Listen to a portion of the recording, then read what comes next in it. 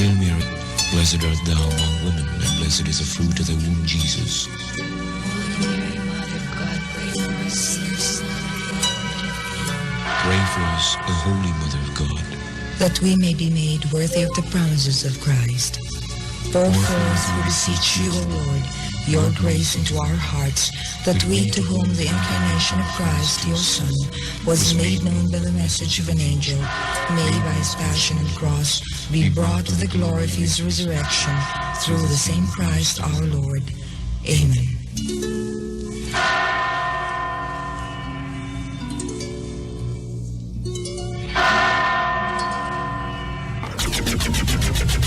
RPN Provincial Stations, DZBS Baguio, DYKB Bacolod, DXXX Zamboanga, DXKO Cagayan de Oro, DXDX General Santos, DYKC Cebu, DZKI-IRIGA, DXKD Dipolo, DXKS Surigao, DXKP Pagadian, DXKT Davao, at DZRL Batak. RPN Provincial Stations.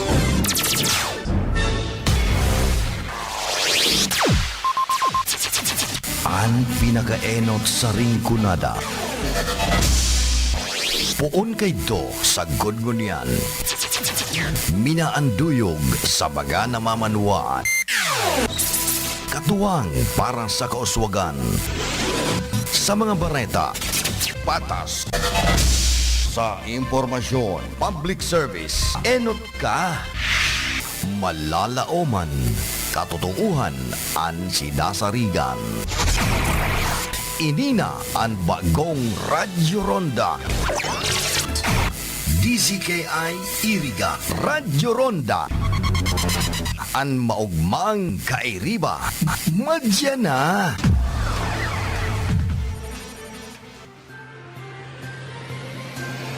CNN Philippines are sa RPN-DZKI-IRIGA alas 6 hasta alas 7 ng manggi, Lunes hanggang Biyernes. CNN Philippines are.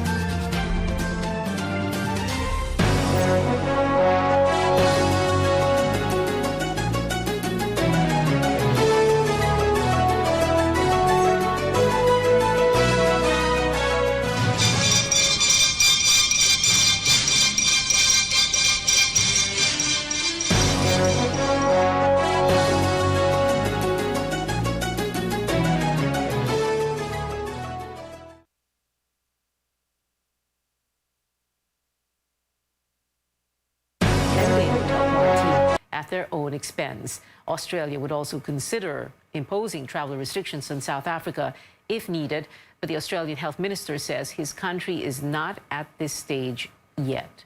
As we did with flights from India, when there was the emergence of the Delta variant and a massive spike. At this point in time, there's very little traffic directly between South Africa and Australia.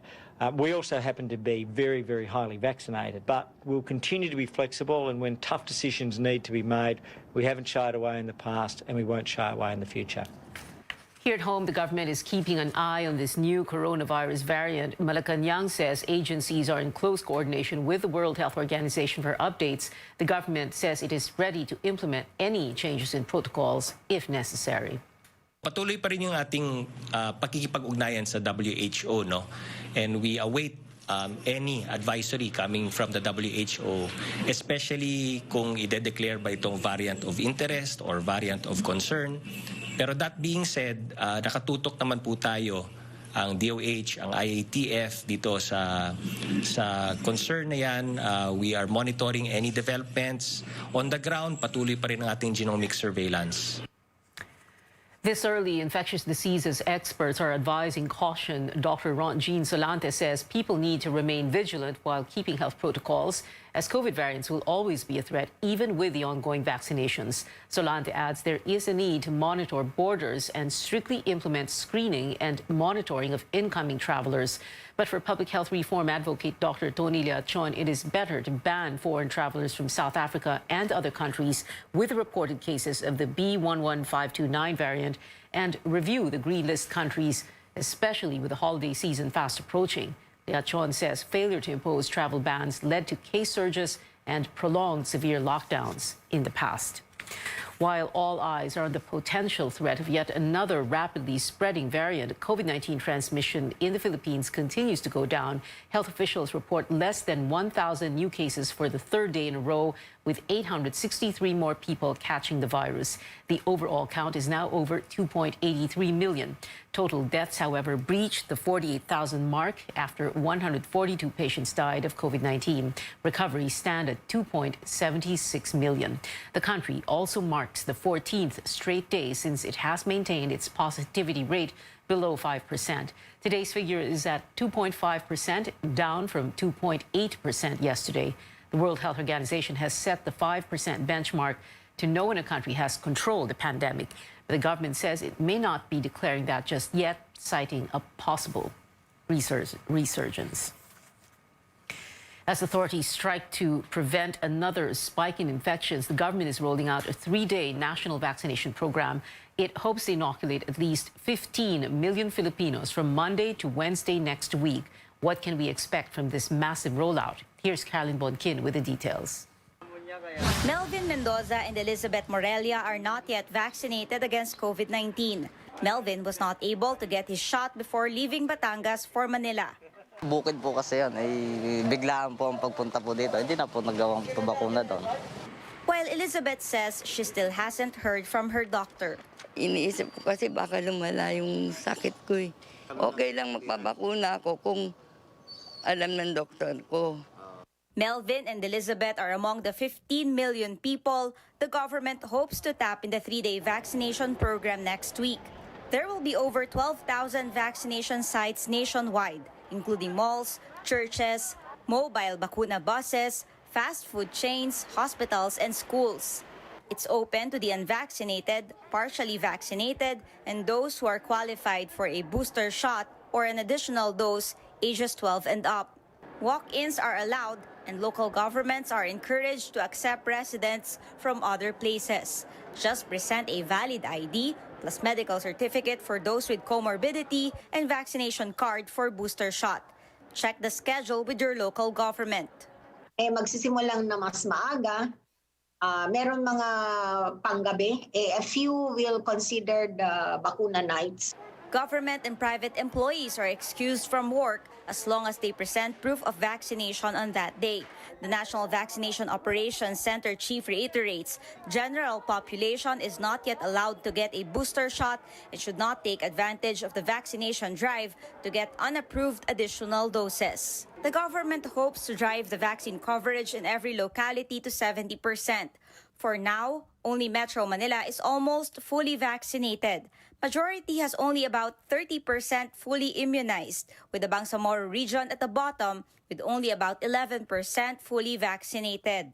We have special focus for BARM and the other areas that are low performing. Nagmobilize na rin ng sarili ang ating Ministry of Health ng BARM para mas mapataas pa yung kanilang pagbabakuna. Pero we are also focusing on high-yield areas, yung mga areas na matataas ang population. But just days ahead of the massive vaccination campaign, some local governments are facing a dilemma. Ang problema, baka naman daw walang pumunta. May mga hesitancy in some of the areas. Yung iba nahirapan na kumuha ng additional vaccinators at mag-open ng vaccine sites because of their geographic location. Volunteers and health workers will continue visiting hard-to-reach areas and indigenous communities over the weekend to educate them about the safety and benefits of vaccination in hopes of convincing them to take the shot next week. Caroline Bonkin, CNN Philippines. Almost 2 weeks since they were arrested in Davao City, Pharmaly executives Mohit and Twinkle Dargani appeared before the Senate in its hearing on the allegedly anomalous supply deals. They denied trying to escape the country last November 14th. Our correspondent Paolo Barcelon joins us live for more. Paolo, what did the Dargani siblings say? Did they mention or talk about why they were in Davao City? ESP at Mohit Dargani said they were in Davao City to see his mother and sister, who he claims is suffering from a mental health condition. Mr. Dargani even turned emotional in describing why they were there and said his mother felt safe in Davao City. Dargani also told senators the plane they used for their flight from Davao was a plane rented by his friend, the cost of which he said was around $35,000 to $55,000 US. At first, Pia, Dargani did not identify this friend, but he later named him as a certain Gary Wong, a Singaporean businessman. Dargani denied they were trying to escape. Both Dargani siblings were arrested last November 15, and Mohit was caught on video trying to run away from Senate security personnel. But he explained he was only trying to hug his mother and not run away from arresting officers. In the meantime, Pharmaly Director Lincoln Ong admitted to smuggling a phone while being detained inside the Senate premises. Ong apologized for the incident, while Blue Ribbon Committee Chair Senator Richard Gordon said Ong can communicate with his family, quote, within reasonable hours, unquote. And Pia, if I may just add, we did confirm that Michael Yang, the former presidential economic advisor, did not attend today's hearing. He sent a letter of excuse to the Blue Ribbon Committee through his counsel attorney, Raymond Fortune. Back to you, Pia. Paolo, how did the Darganis end up in Davao, and what was their planned route? Well, Pia, Mr. Dargani said in this hearing that's still ongoing that they arrived in Davao City between All Saints Day and All Souls Day, which is November 1 and 2. He said they traveled by land from Manila and then took a ferry to Davao City. Dargani claimed they lived in a subdivision in Davao City and can freely move around. Pia. Did the senators ask the Darganis about their counsel, Daryl Vallas? Yes, Pia, they did. Mr. Dargani said Attorney Vallas has been their family's lawyer since August, but Senator Panfilo Lacson quizzed Dargani over his affiliation with Vallas, who, according to a Philippine news agency article, was still working from the House or for the House of Representatives. But Dargani said Vallas told him he resigned last August. Senate Blue Ribbon Committee Chairman Senator Richard Gordon said they will check if Vallas is still working at the lower house. Back to you, Pia. Paolo Barcelon there reporting. More stories ahead. The co-body pushes back its decision on one of the petitions opposing presidential aspirant Bongbong Marcos's bid for the top post. And how should Filipino voters prepare with only less than 6 months before the polls? Find out when we return.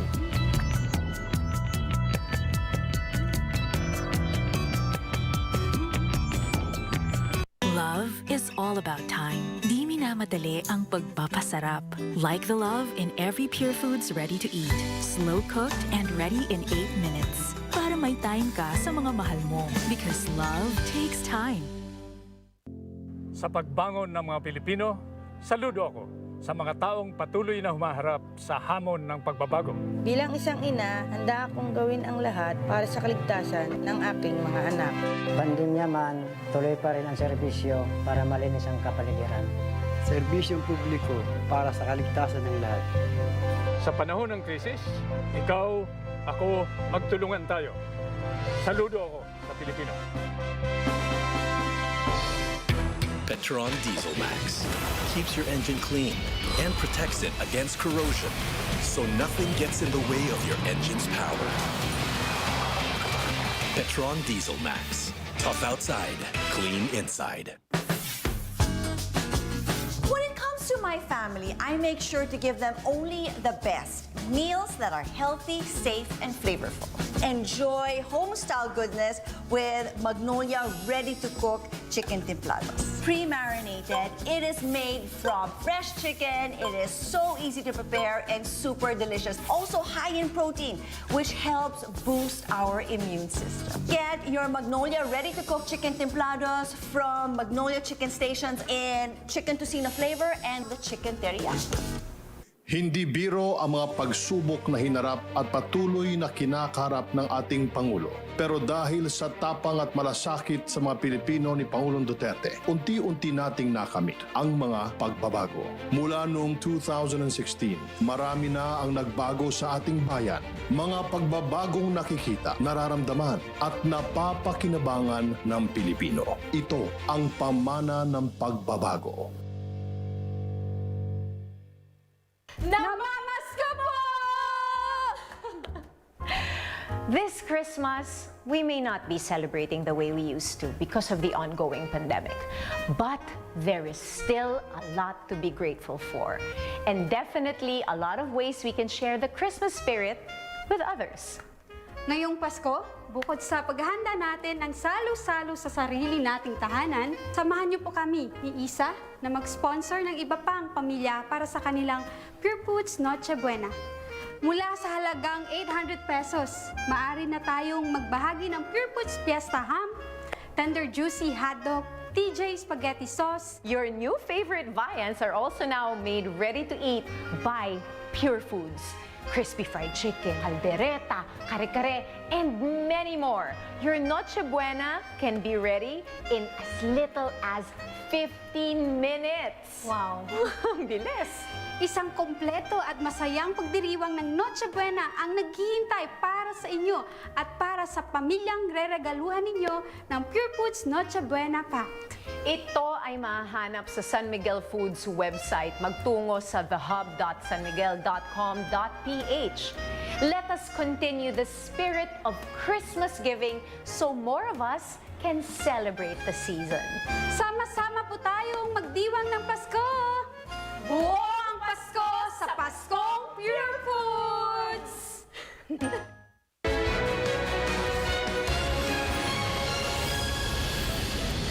Welcome back to CNN Philippines. A resounding majority of Filipinos believe the country should firmly stand up to China over the West Philippine Sea. Manila insists Beijing's claim of a commitment to pull out our makeshift military outpost in Ayungin Shoal is nothing but erroneous.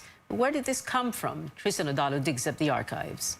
China asks the Philippine side to honor its words and remove the military vessel that are docked. As the Philippines denies China's claim that there's a commitment to remove BRP Sierra Madre from Ayungin Shoal, research shows that this is not the first time Beijing brought it up. In a press briefing in 2014, Beijing said that Manila made a commitment to tow away the vessel in 1999 on, quote, many occasions. The promise was allegedly made during the term of former President Joseph Estrada. China also floated a consensus between the Philippines and China to solve South China Sea dispute in 2008 during the term of then-President Gloria Macapagal Arroyo. The Foreign Affairs Department has repeatedly denied the existence of such commitment to remove BRP Sierra Madre from Ayungin. A senior diplomat and one of the members of the Philippine legal team for the arbitration case against China during the term of late President Noynoy Aquino reveals that Beijing has attempted to insist on this supposed commitment many times, but it was rejected by the Philippine government. When this was put on the table as the head of as leading in those discussions, I pointed out in very clear terms that there is no commitment, there is no agreement, no Philippine officials are empowered or authorized to do that. And from the perspective of facts, we have never done that. We have checked on our records, nothing of that sort happened. Philippine Association for Chinese Studies President and Professor Romel Banlawi, who also used to work with the Defense Department in 1999, said that the idea of removing the grounded vessel was discussed but no official decision or commitment was made. There was no commitment to remove it. If there was such thing as removing it, I think it was not an official commitment.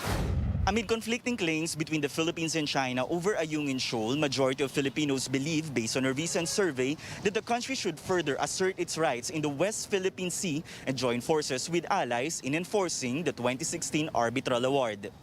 In a commission survey, 82% of Filipinos believe that the next administration should assert the country's rights in the West Philippine Sea. The same survey shows that Filipinos want the next set of leaders to strengthen the country's military capability, conduct more joint patrols, and implement the Visiting Forces Agreement or VFA and the Enhanced Defense Cooperation Agreement with the United States.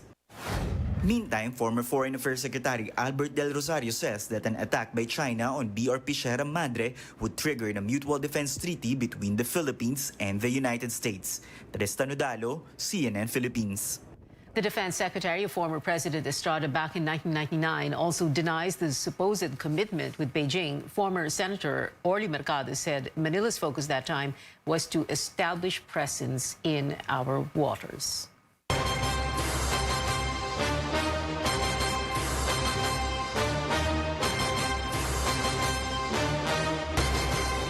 The first of 4 cases against Bongbong Marcos's presidential bid faces further delays as the Commission on Elections Second Division wants to resolve 2 pending issues before making a decision.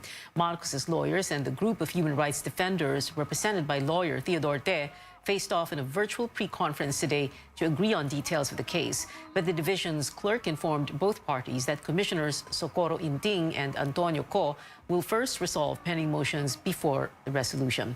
COMELEC spokesman James Jimenez says the first is lawyer Howard Calleja's motion to join as petitioners of the case and Marcos's request for face-to-face hearings.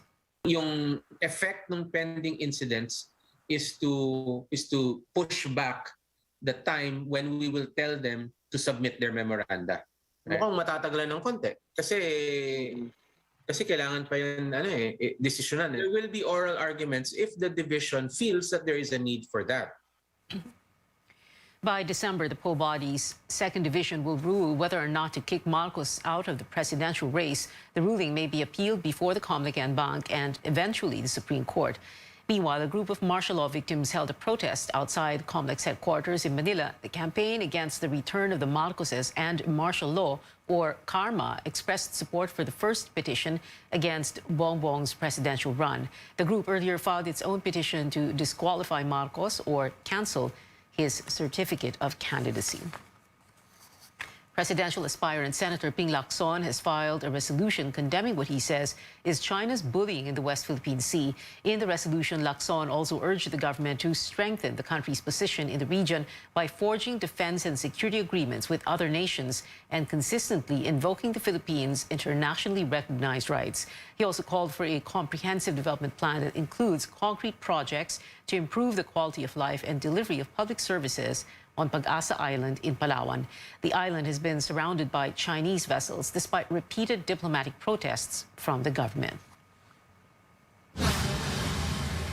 Another presidential aspirant, Labor leader Leody de Guzman, pushes for the representation of more workers in Congress. De Guzman appeals to the COMELEC to grant accreditation to Nurses United so it can join the party list race next year. He argues health workers suffered gross injustice during this pandemic with delayed benefits this 2020 and not enough allocation for them in next year's budget.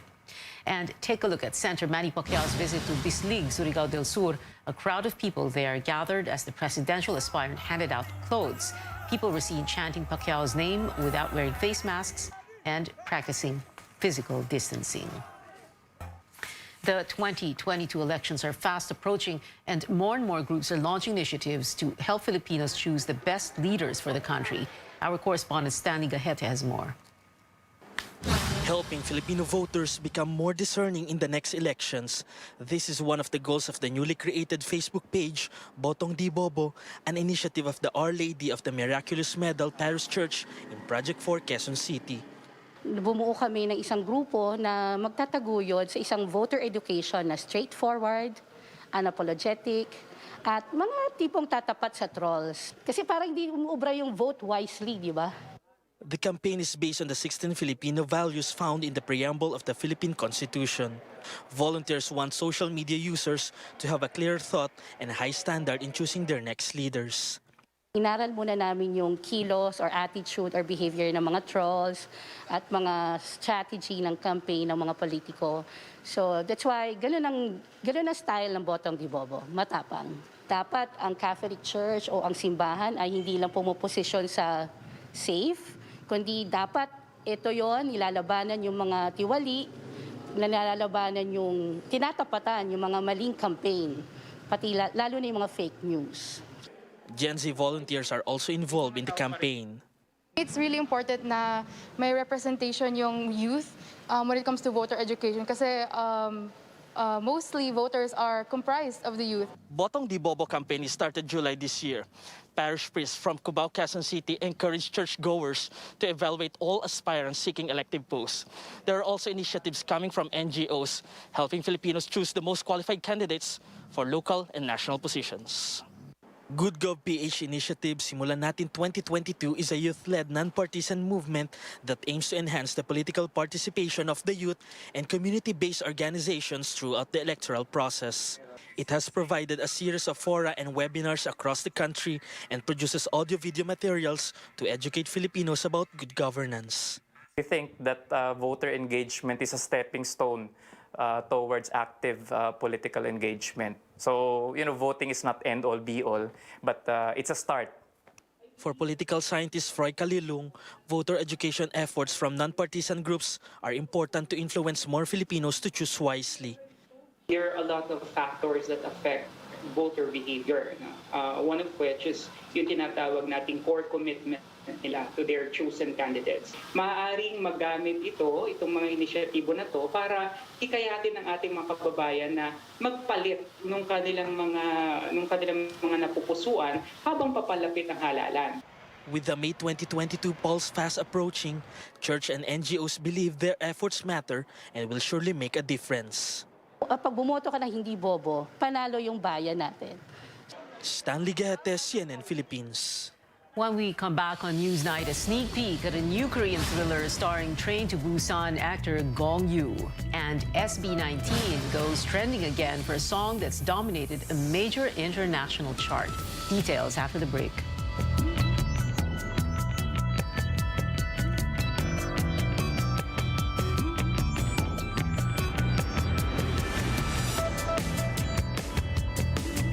Number 1 ba talaga ang Pure Foods Tender Juicy? The best! No more questions, Your Honor. Walang duda! Pinaka-tender, pinaka-juicy, at pinaka-masarap. Kaya number 1. Pa-order pa in the court! Walang duda! Kids can tell, number 1 ang Pure Foods Tender Juicy. Kabilang ba kayo sa mga Pilipino na nahihirapan sa mga transaksyon dahil wala o kulang ang mga valid IDs? Huwag nang mag-alala dahil narito na po ang PhilSys, ang identification system ng bawat Pilipino. Mayroon lamang pong 3 steps para makapagrehistro at makakuha ng PhilID. Para sa Step 1 registration, pumunta lang sa register.philsys.gov.ph para makapag-register sa PhilSys online. Sa pamamagitan ng ID natin, ang bawat Pilipino ay meron ng valid proof of identity. At mas mapapadali na ang ating mga public and private transactions. Kaya ano pang hinihintay nyo? Ayaan na sina nanay, tatay at ang buong pamilya. At mag-register na. Ito ang PhilSys, ID natin to.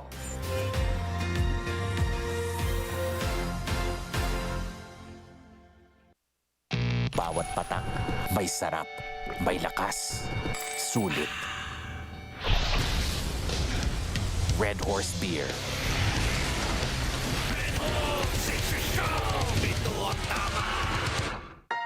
For my babies, only vet-approved Nutri-Chunks puppies. The only one with active boost and prebiotics na Pampalisto. Made with real meat with essential nutrients to help them grow strong and healthy.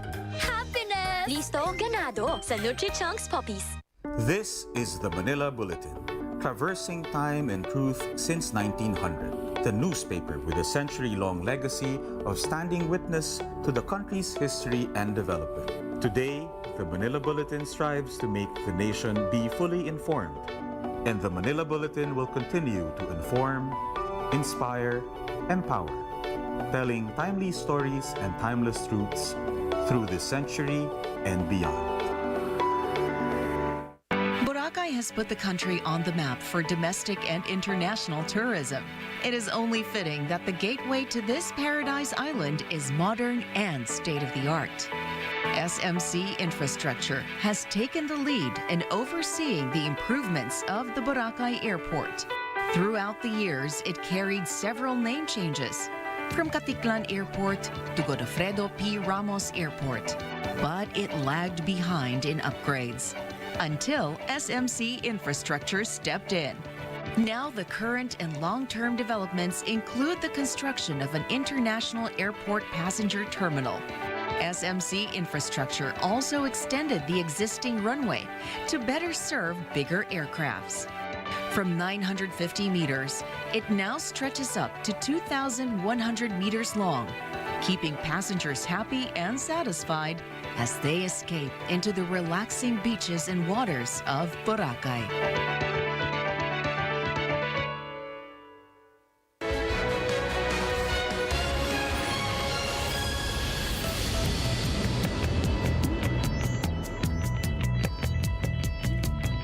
Welcome back. Filled with K-drama stars from Gongyu to Bay Duna, a new Netflix film takes viewers on a trip to outer space. But it won't be smooth sailing for the crew.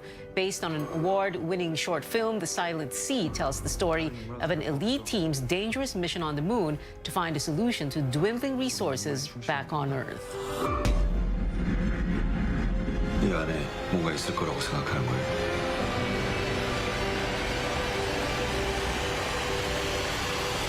답이요. 도대체 이게 뭐가 어떻게 된지 모르겠네.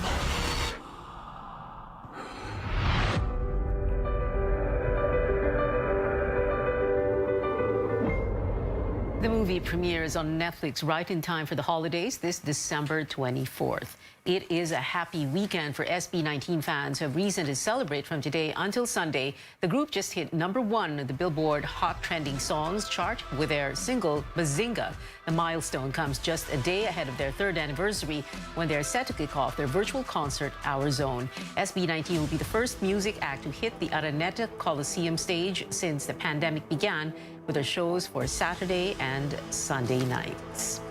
And that is it for now. It is 29 days before Christmas. Join me again on news.ph at 7 p.m. I'm Pio Ontiveros for Newsnight, where we go above and beyond the headlines.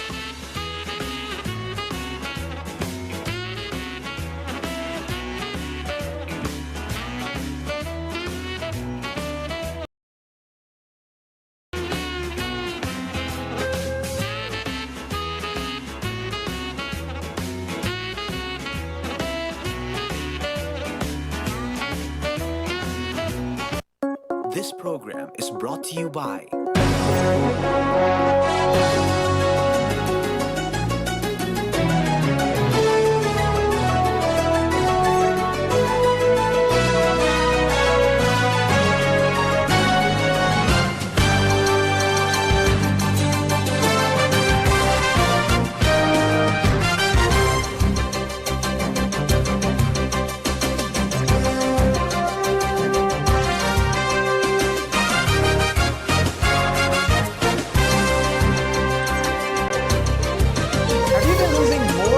than usual over the past year or so? Well, you're not alone. This pandemic has brought on a lot of stress that manifests itself in more ways than one, and it's hair loss for some of us. In fact, Google searches for hair loss, according to a data science firm, has significantly increased in the last 12 months. The good news is this type of hair loss is usually temporary and usually resolves itself in a few months. Hair loss is part of a natural cycle, which means that seeing hair on your brush or comb is usually not something to worry about. So how much hair loss is considered normal? And when should we start worrying? Here on Medtalk Health Talk, I'm Dr. Freddy Gomez, and we're here to build a healthier future for you.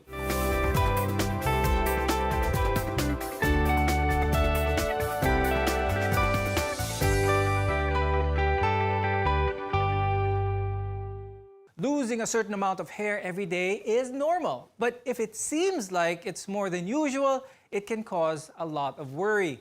Our guests are here today to tell us more. Joining us is Dr. Julieta Peralta Arambulo. She's a dermatologist and hair transplant surgeon from the Medical City Wellness and Aesthetic Institute and founder of Asian Hair Restoration Center.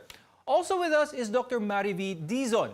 She's the section head of pediatric dermatology at the UST Hospital. For our viewers, did you know that your scalp has more than 100,000 hair follicles? And it's normal to lose around 50 to 100 strands per day.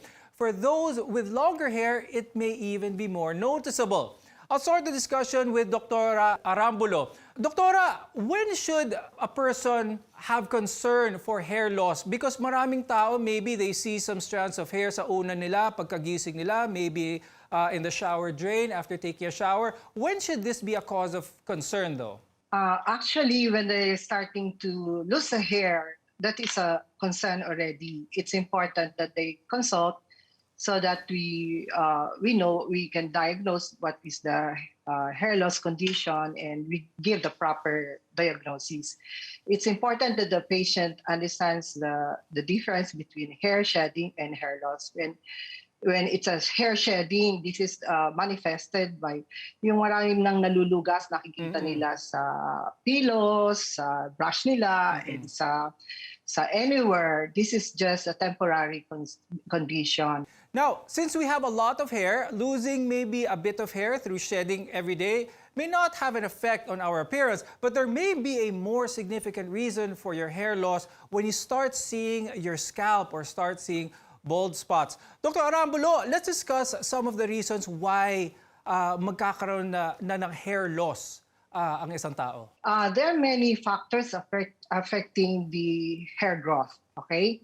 So number one now during this time is the physical illness. It's a form of stress, no? But the common form of stress that most patients would come for consultation is the mental or emotional stress. Because that's a good point, because so many people now are stressed over the past year and a half, and it's important to know that physical and psychological stress can actually cause hair loss. This can also, though, happen to children. Kaya I'd like to ask Dr. Marivi, maybe a lot of parents may see this in their child and cause them to be really anxious. Could you explain how this connection could affect children? So right now, our situation, this historical pandemic condition that we are all locked in, I will use that word, is causing stress also for the children. All of a sudden, you have very social kids suddenly yanked away from their peers. They cannot play with them, and they are glued to their screens, to their laptops, to their computer the whole day because of online learning. This is not normal to them. They are now as well stressed, and there are stress hormones that are creating an impact on those hair follicles. So essentially, there will be the pathological hair loss. Dr. Marivi, you make an excellent point when you talk about nutrition, because there are actually some studies that show that zinc and iron deficiency are some of the nutritional deficiencies that are linked to hair loss. But aside from that, what other nutrients can cause increased hair fall to adults as well as children? Aside from zinc, well, also protein deficiency is also going to create hair loss.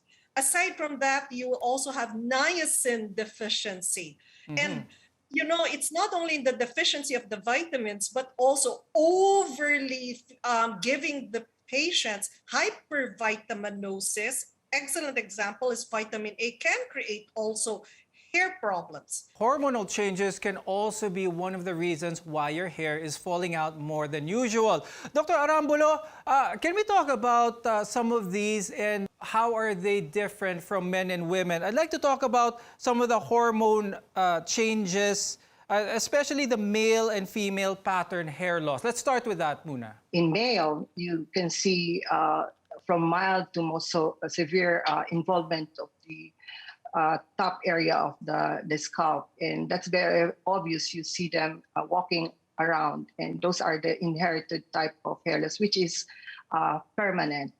In female, we call it a hormone-induced hair loss. It's called female pattern hair loss, and this is caused also by progesterone, but estrogen also may take a role in hair loss in women, because we have both the estrogen and the progesterone. Now, in order to determine if you're losing too much hair, you can perform a test at home called the pull test. Dr. Marivi, how is this done? Can you tell us how much hair pulled out is normal in a pull test? For teleconsultations, we have no other recourse but to do that. We just ask the parents or the patients to grab just a few pieces of their hair and gently pull away from the scalp. If they get more than 3 or 5 strands of hair at that single pull, then that can already be considered as something, a potential problem. Dr. Marivi, going back to children and hair loss, is there a certain age group that we see hair loss being more common? Absolutely. You know, even as an infant, the hair loss occurs 4 to 6 months after the infant is born, because even inside our mothers, we already start hair loss, hair shedding, the physiological hair shedding. So those are just the physiological types of hair loss that one needs not to get worried over. Now, if you're concerned about how much hair you're losing, it's always best to consult your board-certified dermatologist. When we return, we'll talk about hair loss as a result of serious medical conditions. We're your connection to healthcare. You're watching Medtalk Health Talk on CNN Philippines.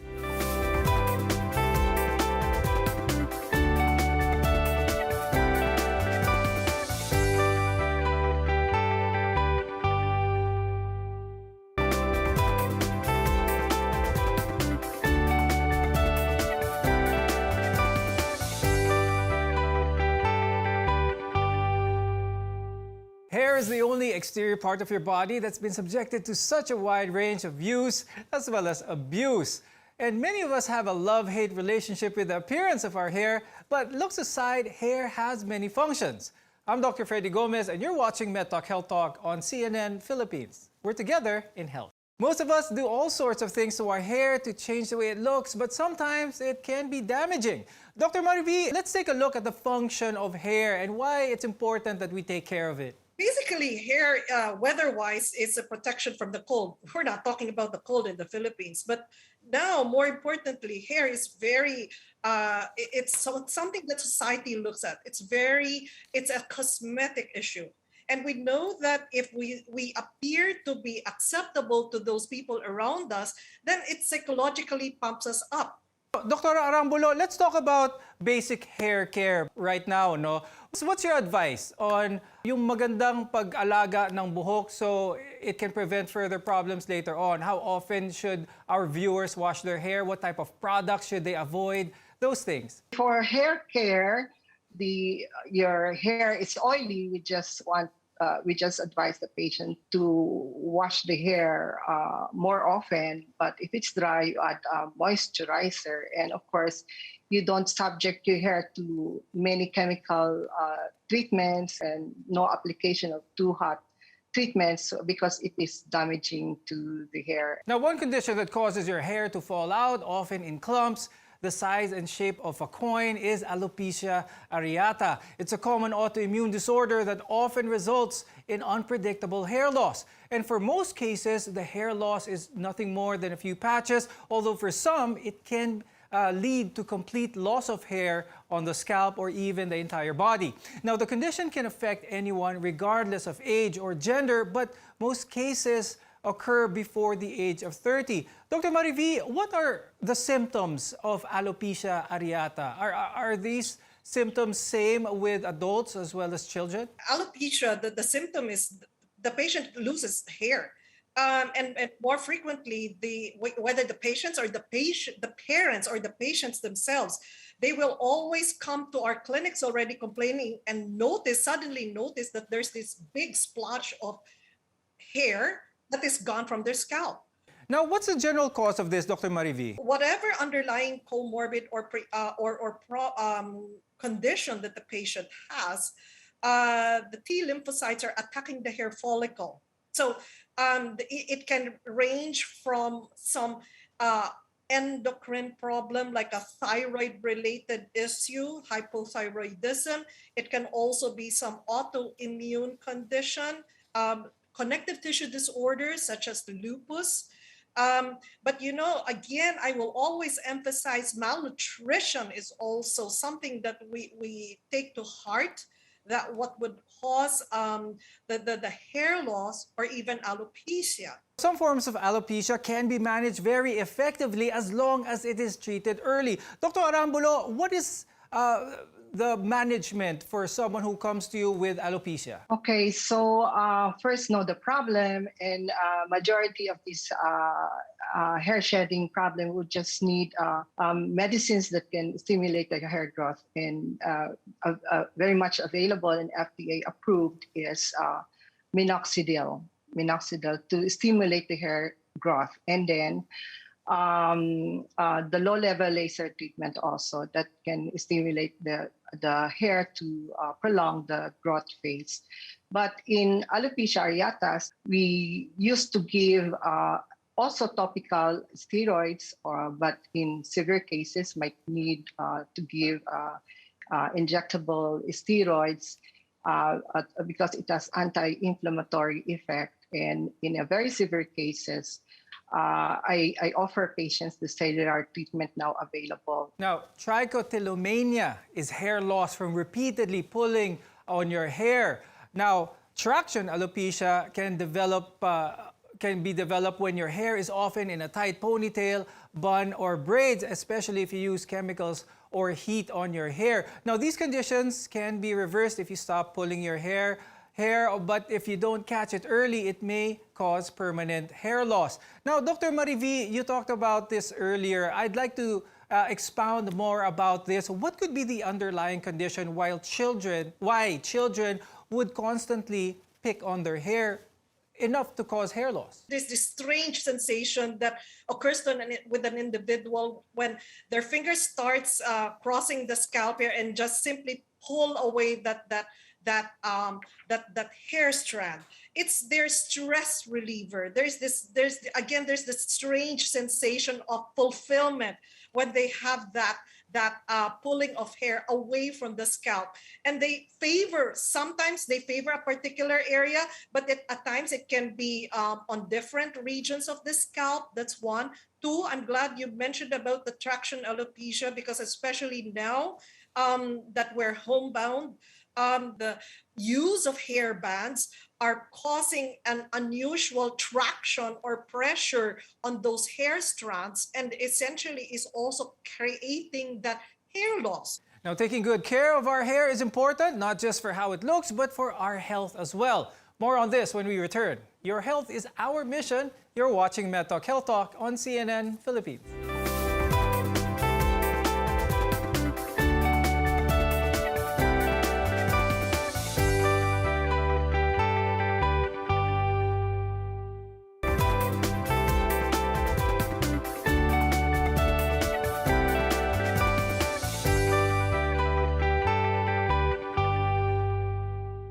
Many people put tremendous stress on their hair, from styling to applying heat, and this may cause the hair to become thin, dry, or even brittle. I'm Dr. Freddy Gomez, and you're watching Medtalk Health Talk on CNN Philippines, where your care always comes first. You can do a lot for your hair to minimize the damage that may lead to thinning as well as hair loss.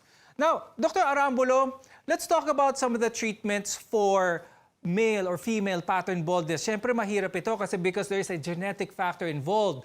But whenever someone comes to you with this problem, how do you manage this? We first give the patient the available medical treatments. Okay, as I mentioned earlier, minoxidil and all the cellular treatments are available, the low-level lasers. All they do is to stimulate the hair to grow, and it's best given during the early stage of androgenic alopecia or male pattern baldness, while the thinning hair is still there. My first recommendation is treat it with the available FDA medical treatments.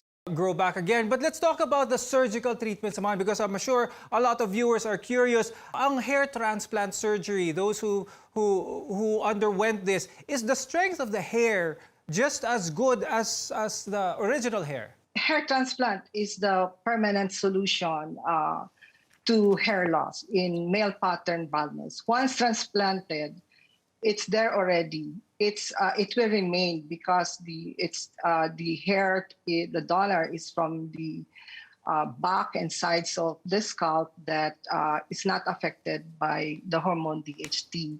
So even if you transplanted it to the areas affected by male pattern baldness, which is the top of the head, it will it will not be affected. Dr. Marivi, I'd like to ask for the parents out there who are very anxious and worried about their kids' hair. What's your advice to them for their children to have very good and healthy hair? For one, fear not. Basically, if we're going to ask for basic scalp care from the infants, number one, you have to use gentle cleansers, gentle shampoo. We have to keep in mind, especially in infants, that shampoo may run down the face and especially the eyes. We do not want a cleanser, a shampoo that's going to irritate a developing eye as well of an infant. So you have to make sure that it is a gentle baby cleanser or a gentle baby shampoo that you are using. Thank you very much for joining us, dermatologist and hair transplant surgeon Dr. Julieta Peralta Arambulo and pediatric dermatologist Dr. Marivi Dizon. Losing a few strands of hair every day is somewhat normal, and if you're worried that you're losing more hair than usual, please talk to your board-certified dermatologist. Factors like stress, medication, and underlying medical conditions can all worsen hair loss. We want to be a partner for a lifetime of good health. And I'm Dr. Freddy Gomez. This has been Medtalk Health Talk on CNN Philippines.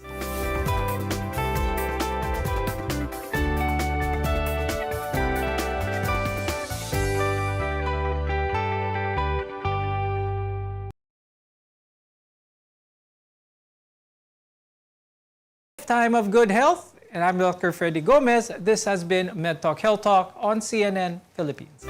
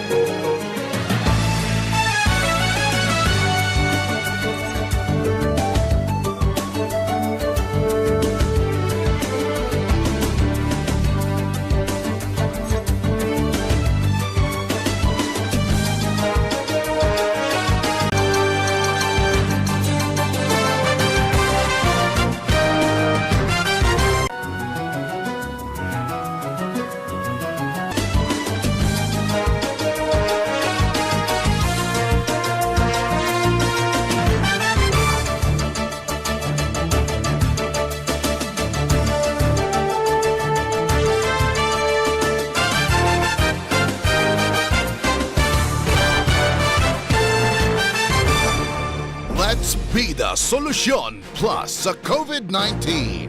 B. Bawal walang mask at face shield. I. Isanitize ang kamay at iwasan ang kulob na lugar. D. Dumistansya ng 1 metro at limitahan ang pisikal na interaksyon sa iba. A. Alamin ang tamang impormasyon. Plus, suportahan ng FDA-approved na bakuna. BIDA Plus. Bida Solusyon Plus sa COVID-19. Lolo, Lola, 1 taon na tayong nahiwalay dahil sa quarantine. Miss na po namin kayo at inyong masasarap na luto at pag-aalaga. May bakuna na raw po sa COVID-19. Kunin niyo po ha. Kapag nabakunaan na ang lahat, makakapiling na muli namin kayo. Ingat po. Kung ikaw ay edad 60 pataas o may iba pang karamdaman, magparehistro na para sa Res Bakuna kontra COVID-19. Res Bakuna, kasangga ng bida at ni Lolo't Lola. Ano ba ang maaaring maramdaman matapos magpabakuna kontra COVID-19? Maaaring makaranas ng sakit sa ulo, lagnat, pagkahilo, sakit sa katawan o parte ng katawan kung saan binakunahan. Ngunit, huwag mag-alala, pinapaalala ng Department of Health, Bicol Center for Health Development na ito ay mga karaniwang reaksyon ng bakuna sa ating katawan. Isa lamang itong indikasyon na ang bakuna ay epektibo sa pagbibigay sa atin ng proteksyon laban sa COVID-19. Kung makakaramdam ng mga ito, mainam na mag-self-monitor o pumunta sa lugar kung saan kayo binakunahan upang mabigyan ng abiso kung ano ang mga dapat gawin. Suportahan ang Bida Vaccination, maging Res Bakuna para protektado laban sa COVID-19. Dumating na ang Res Bakuna kasangga laban sa COVID-19. At dahil ang dating nito ay by batches din ang babakunahan. Sa Priority A na grupo, una na ang ating health frontliners. Susunod ang mga mahal nating seniors. Pagkatapos ay mga taong may ibang karamdaman, mga frontliner na non-medical. At susunod ang mga kapuspalad. Mag-abang lamang dahil may priority groups B and C pa. Patuloy nating suportahan ang Res Bakuna at maging bahagi tayo ng Bida Vaccination. CNN Philippines Hour sa RPN-DZKI-IRIGA alas 6 hasta alas 7 ng manggi, Lunes hanggang Biyernes. CNN Philippines Hour.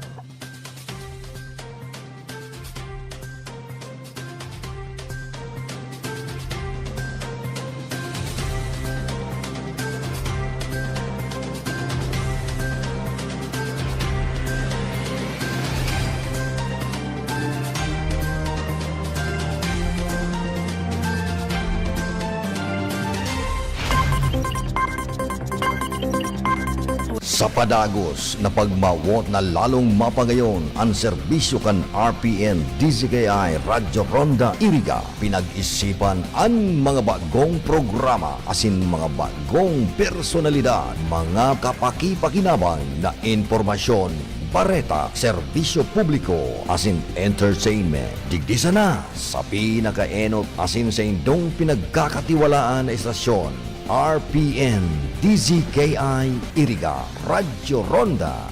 Mas pinahiwas, mas pinakusog, mas pinalinaw. Abangan!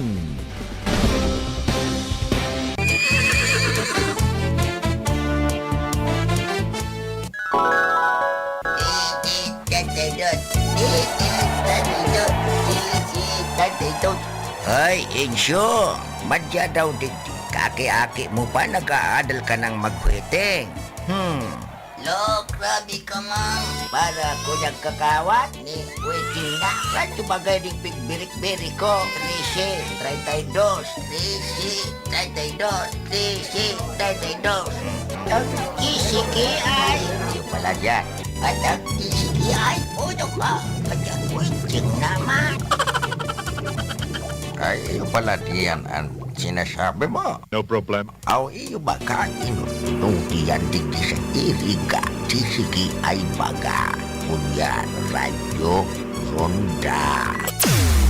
Anong unya? Ay, lo, ako na music,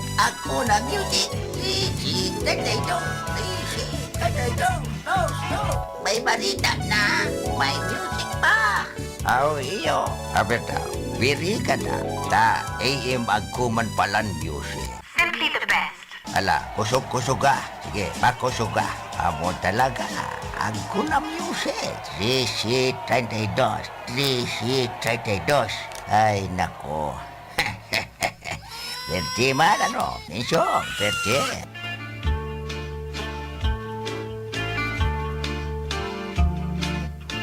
Sabi ko na sa'yo mo, lo. Ika kaya, waiting ka, waiting. Puro ka waiting.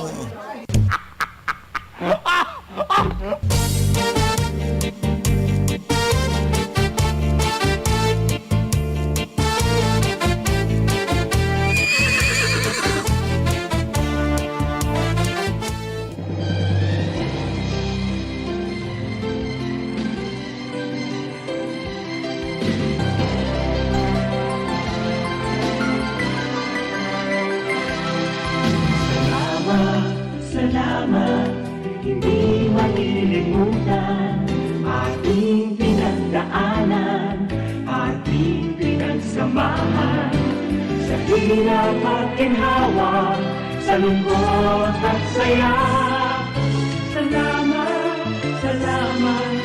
Salamat sa RPN. Noong simula pa lamang, kayo ang naging magulang.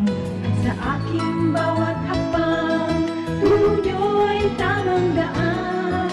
Sa aking mga pagsubok, kayo'y laging tumutok. Kayo na ang laging kapay, hanggang sa magtagumpay. Salamat, hindi malilimutan.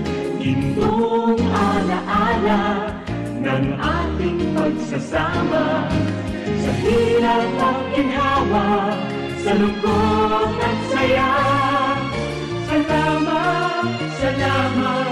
Salamat sa RPN.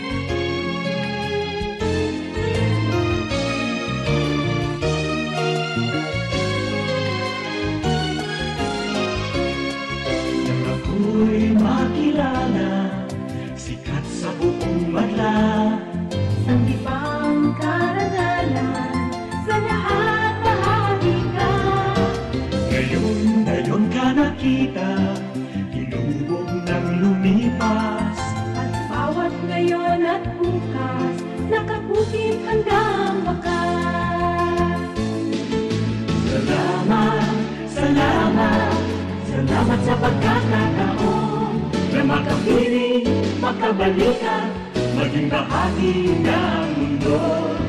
Salamat, salamat, taus-pusong pasasalamat. Salamat, salamat, salamat sa RPN.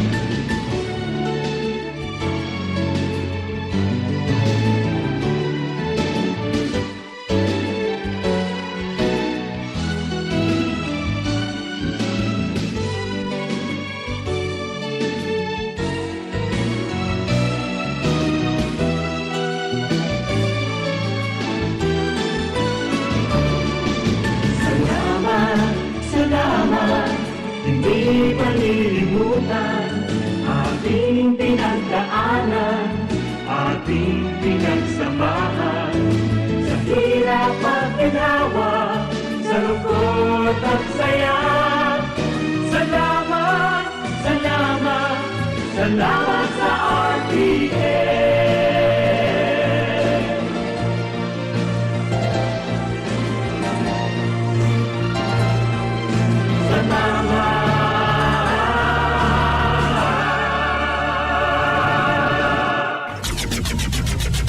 RPN Provincial Stations, DZBS Baguio, DYKB Bacolod, DXXX Zamboanga, DXKO Cagayan de Oro, DXDX General Santos, DYKC Cebu, DZKI-IRIGA, DXKD Dipolo, DXKS Surigao, DXKP Pagadian, DXKT Davao, at DZRL Bata. RPN Provincial Stations.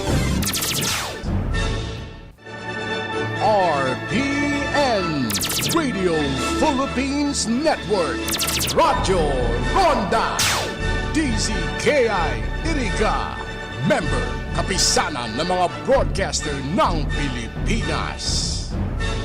We have come to the day's end. Let us rest from the day's work and be awakened, refreshed, and renewed. God, in your mercy, we have this time to rest. We thank you for unfailing health and protection this day. Forgive us for our failings, for our selfishness towards one another, and open our hearts to forgiveness and reconciliation. Ease the burdens of the troubled and bring joy of those in sorrow. We prayed for the safety of the travelers, of those guiding the well-being of our nation, and for all those guiding with great responsibilities. Continue to shower your blessings to our families. Preserve the unity of our society. Amen. You have been listening to DZKI-IRIGA Radyo Ronda, a commercial radio broadcasting station owned and operated by Radio Philippines Network Incorporated as authorized by the National Telecommunications